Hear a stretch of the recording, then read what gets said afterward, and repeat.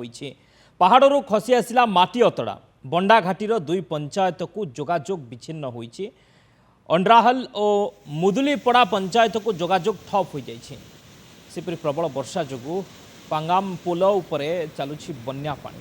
326 number ଜାତୀୟ ରାଜପଥରେ ଯାନବାହନ ଚଳାଚଳ ବନ୍ଦ ରହିଛି। ମାଲକାନଗିରି ଜୟପୁର ମୁଖ୍ୟ ରାସ୍ତାରେ ଯୋଗାଯୋଗ ବିଚ୍ଛିନ୍ନ ହୋଇଛି। बंडाघाटी दुई पंचायत को जोगाजोग विच्छिन्न होईछि। अंड्राहल और मुदुलीपड़ा पंचायत को जोगाजोग ठप हो जाइछि। पहाड़ धसीछि प्रबल वर्षा फल जोगाजोग विच्छिन्न हो जाइछि। आपण देखुछंती से दृश्य जहाँ कैमरा रे कैद होईछि केते भयंकर रही दृश्य। पानी एक रे पोल उपरे चलुछि, द्वितीयतः पहाड़ उपर जो धसीबा फल रास्ता उपरकू पहाड़ धसीबा फल से अंचल दे मध्य पानी तलक आसुछि। तेणु माथिलीर बंडाघाटी रे ये वर्षार पहाड़ धसीछि, ता सहित वर्तमान रास्ता मध्य जलार्णव होईछि। पोल उपरे भी पानी चलुछि। दुईटी पंचायत को जोगाजोग विच्छिन्न होईछि।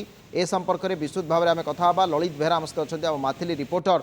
ललित, वर्तमान स्थिति केमती अच्छी? बंडाघाटी जो दुईटी पंचायत विच्छिन्न होइतिबा कथा उल्लेख करा जाउछि, सेठी एबे स्थिति कौन अच्छी? ता सहित आहुरी आगकू अधिक मात्रा स्थिति खराब होबार गोटे आशंका देखुछंती कि आपण?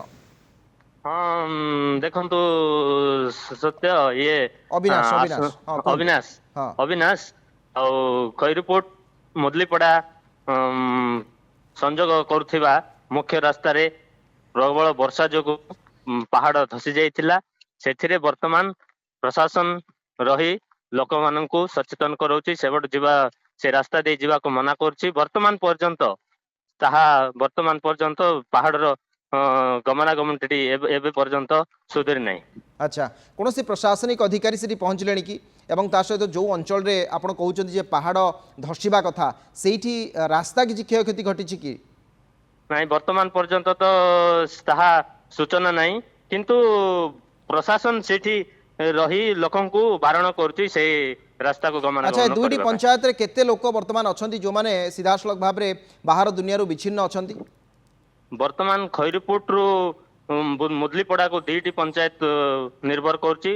अंड्राहल आउ बडुराल सेटा वर्तमान सेठी लोक संख्या 7,000 रु 8,000 लोक बाहर दुनिया रो विच्छिन्न वर्तमान अछंती। अच्छा, एबे भी कोन वर्षा लागि रही छी ना वर्षा रो प्रभाव किछटा कमिलानी? वर्तमान पर्यंत जोर रे वर्षा मालकानगिरी जिल्ला रे लागि रही छी आ कमिबार ना नोन। ठीक अच्छे, अनेक अनेक धन्यवाद ललित। आपन सूचना आम माथिली रिपोर्टर थे ललित बेहरा।